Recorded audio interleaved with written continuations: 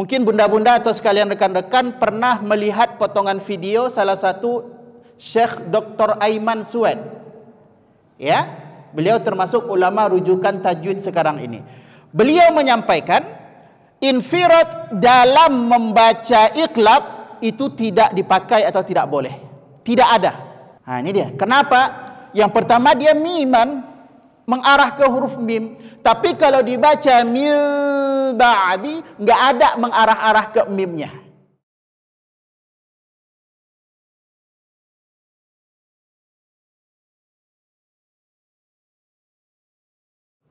Baik, kita bahas hukum yang ketiga dari pembahasan ahkamun nun sakinati wa tanwin, ya.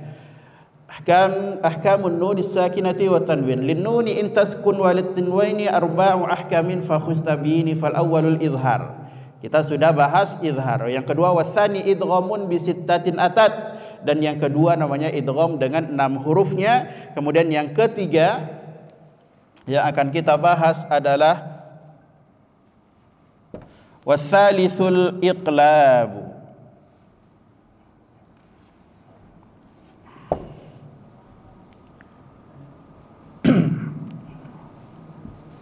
Iqlab.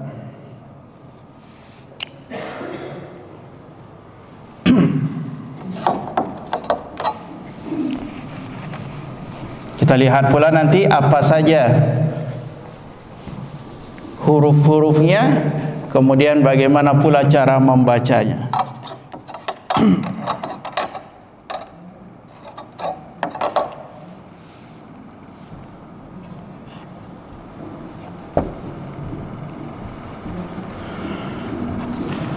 Baik. Hukum yang ketiga namanya adalah iqlab. Kita lihat dari segi pengertiannya, ya, dari segi bahasa. Apa iqlab itu secara bahasa? Secara bahasa yaitu tahwilus syai' an wajhihi, memalingkan sesuatu,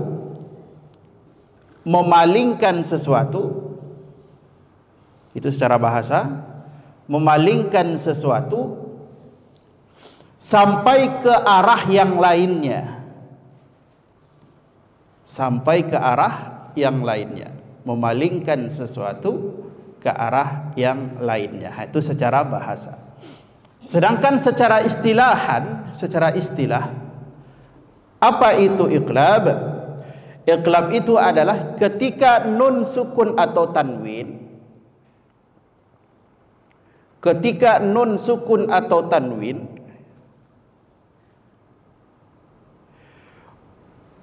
bertemu huruf ba. Ketika nun sukun atau tanwin bertemu huruf ba, maka namanya adalah iqlab. Nah, ini adalah pengertian dari iqlab.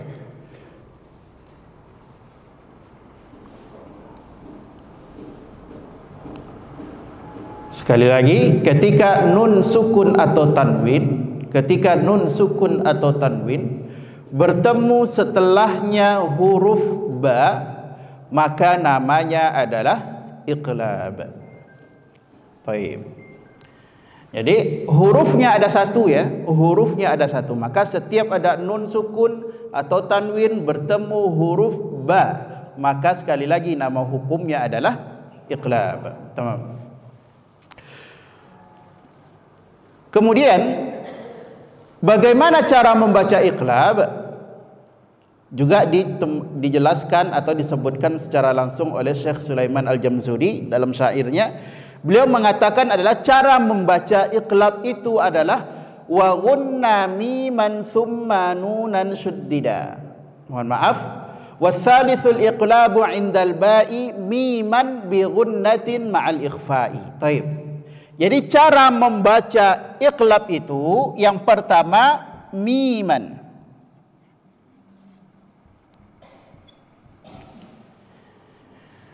Miman itu artinya adalah diarahkan membacanya ke huruf mim. Taib, perhatikan. Pembahasan kita adalah nun sukun atau tanwin bertemu setelahnya huruf ba, ya kan? Nun sukun atau tanwin bertemu ba. Tapi cara membacanya yaitu diarahkan ke huruf mim. Nah, ini dia tadi pengertian secara bahasa, memalingkan sesuatu sampai ke arah yang lainnya. Dia nun sukun bertemu dengan huruf ba, tapi membacanya dipalingkan ke huruf mim. Maka dia dibaca mim ba'di. Arahnya ke huruf mim. Ah, ini dia. Kemudian wa gunnatin.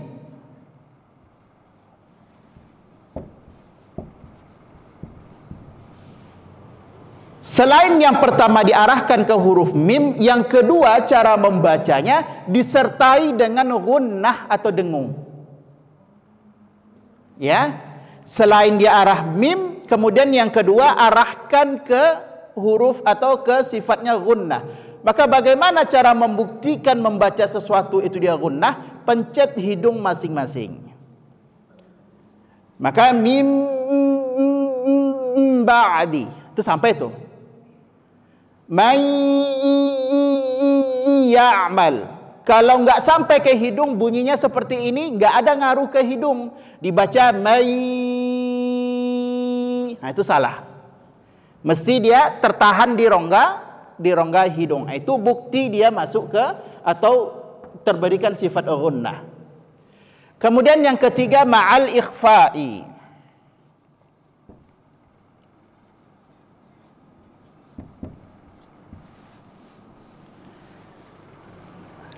Nah, ini dia. Tiga ini mesti terpenuhi ketika membaca iqlab. Sekali lagi, tiga cara ini, bukan tiga cara ya, tiga komponen ini mesti ada ketika penyebutan huruf, ketika membaca iqlab. Yang pertama, miman, arahkan ke huruf mim. Kemudian yang kedua, gunnatin, disertai dengan gunnah. Kemudian ma'al ikhfa'i, disertai dengan ikhfa. Taib. Ini tiga mesti ada. Sekarang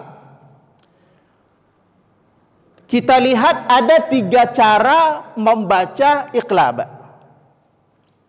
Tiga cara membaca iqlab. Dan ini nanti sifatnya pilihan bunda ya, boleh dipakai mana aja. Tapi tiga cara ini kita sampaikan. Yang pertama,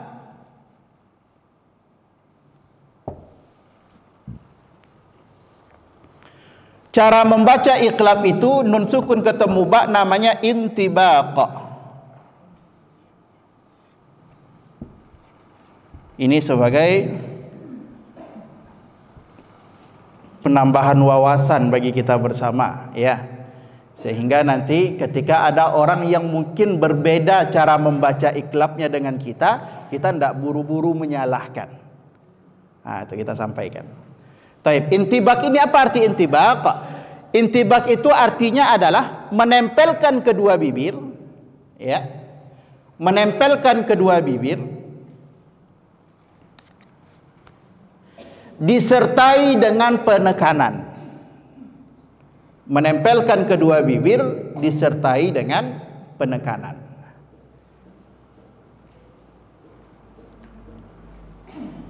Bagaimana cara membacanya? Tempelkan kedua bibir, kemudian tekan mim ba'di. Lihat, mim, ada penekanan pada dua bibir. Ini cara membaca iqlab yang pertama ini namanya intibaq. Baik. Yang kedua cara membacanya yaitu namanya infiraj.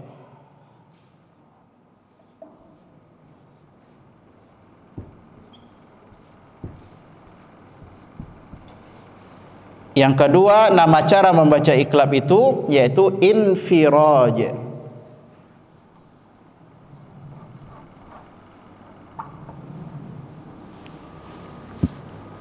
Baik. Infiraj. Apa pula maksud dari infirad? Infirad itu adalah merenggangkan kedua bibir.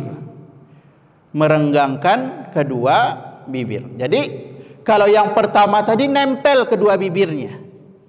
Baik. Kemudian yang nempel kemudian tekan. Sedangkan infirad ini merenggangkan posisi bibir. Contoh dibacanya min ba'di, min renggang, min ba'di. Kalau yang pertama min ba'di. Baik. Infirad. Dan yang ketiga namanya cara membaca iklab dengan talamus. Nama membacanya sekali lagi talamus.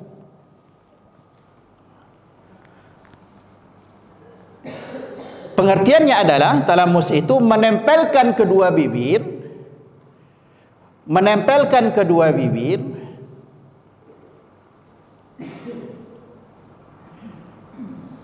biduni intibaqihima, tanpa penekanan pada kedua bibir. Nempel saja. Ya, nempel saja tanpa ada penekanan pada dua bibir. Berbeda dengan intibaq. Intibaq tadi tempel kemudian tekan pada dua bibir. Sedangkan talamus nempel saja tanpa ditekan. Contohnya kalimat mim ba'di, mim ba'di. Kalau tadi mim ba'di. Baik. Tentu kalau ada tiga pilihan seperti ini, muncul pertanyaan di benak kita. Mana yang paling pas, Ustaz? Kan gitu. Dari tiga cara ini, mana yang paling tepat, Ustaz, cara membaca ikhfa? Cara membaca iklab, kita lihat. Ingat, ini apanya ya? Ini rambu-rambunya. Ada mimnya, ada gunnahnya, ada ikhfa'nya. Dan ini dia semuanya mesti ada. Sekarang kita lihat. Kalau kita baca intibaq, berarti menempelkan kedua bibir disertai dengan penekanan mim ba'di. Kira-kira dari yang tiga komponen ini dibaca intibaq, apa yang paling menonjol dia? Mimnya dia yang paling dominan. Ikhfa'nya nampak kurang, bahkan tidak nampak karena terlalu kuat pada mim. Kemudian kalau kita pakai infiraj, min ba'di, apa yang dominan? Ikhfa'nya yang dia dominan. Bahkan ke arah mim dia bahkan nggak nampak. Makanya mungkin bunda-bunda atau sekalian rekan-rekan pernah melihat potongan video salah satu Syekh Dr. Aiman Sued. Ya, beliau termasuk ulama rujukan tajwid sekarang ini. Beliau menyampaikan infirad dalam membaca iklab itu tidak dipakai atau tidak boleh. Tidak ada. Nah, ini dia. Kenapa? Yang pertama dia miman, mengarah ke huruf mim. Tapi kalau dibaca mim ba'di, nggak ada mengarah-arah ke mimnya. Ya, nah itu dia. Baik, kemudian kita coba yang ketiga, talamusan khafifan, yaitu nempel tanpa ditekan. Mim ba'di, ke mimnya ada, mim gunnahnya ada, kemudian ikhfa'nya lebih nampak dibandingkan intibaq. Maka mana yang paling tepat? Bukan yang paling tepat ya, mana yang paling pas dengan tiga komponen cara membaca iklab, maka dia yang paling pas itu adalah pada talamus. Tapi lagi-lagi bunda sekalian, rekan-rekan, ini sifatnya intibaq, sifatnya pilihan. Ya, contohnya kalau umat Islam yang ada di Indonesia itu mayoritas memakainya intibaq. Oke? Infiraj, ini ahlul Masri, Mesir ini banyak memakai infiraj. Ya, talamus juga beberapa negara memakai cara ini. Tapi untuk Indonesia lebih banyak memakai intibaq. Tapi lagi-lagi ini adalah sifatnya pilihan. Okey. Maka kalau kita lihat satu contoh saja ya dari banyak contoh iqlab, yaitu kalimat mim ba'di. Sudah jelas ya cara membacanya.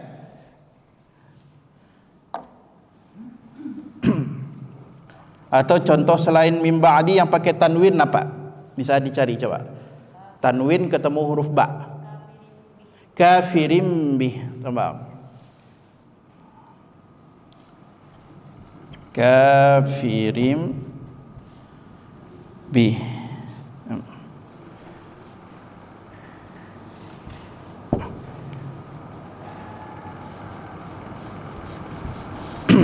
Kafirim bih. Baik. Maka tanwin ketemu huruf ba, yang pertama arahkan dia ke huruf mim, kemudian sertai gunnah, kemudian nampak ikhfa-nya. Maka terserah, lagi-lagi boleh kafirim, tekan kafirim bih. Boleh sama-sama tuh 2 3. Tahan kafirim bih. Atau yang kedua pakai infiraj, renggangkan kedua bibir. Kafirin bih. 1 2 3. Ikhfa-nya sangat dominan, ya. Ikhfa-nya sangat dominan. Kafirin bih.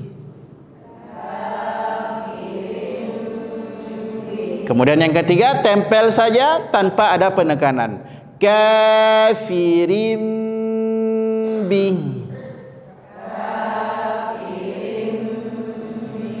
Itu adalah hukum yang ketiga dari nun sukun dan tanwin, namanya iqlab. Pengertiannya adalah tahwilus syai' an wajhihi, memalingkan sesuatu sampai ke arah yang lainnya, yaitu memalingkan cara membaca nun sukun bertemu ba, tapi dipalingkan cara membacanya ke huruf mim. Itu maksudnya. Secara bahasa, secara istilah, yaitu nun sukun atau tanwin bertemu setelahnya huruf ba. Baik, sampai di sini ada yang ingin ditanyakan berhubungan dengan iqlab sebelum kita masuk kepada praktek membaca. Silakan.